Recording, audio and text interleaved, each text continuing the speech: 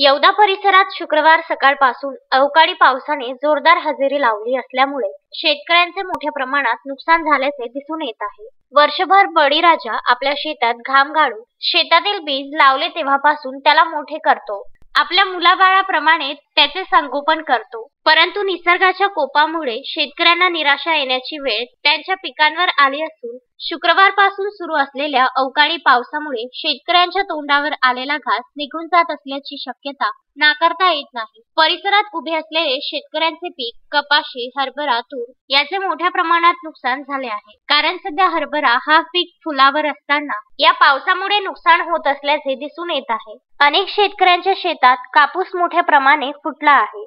शुक्रवारपासून अवकाळी पाऊस सुरू असल्यामुळे नागरिकांचे जनजीवन विस्कळीत झाले असून तालुका पूर्णपणे गारठला आहे। सकाळी पाऊस तर रात्री पूर्णपणे धुवाधारी पडत आहे। यामुळे नागरिकांचे आरोग्य धोक्यात येत असल्याचे नाकारता येत नाही। तरी शेतकऱ्यावर सुलतानी अस्मानी संकट कोसळल्याची भीती व्यक्त होत आहे। रामेश्वर माकोडे, विदर्भ न्यूज, येवदा।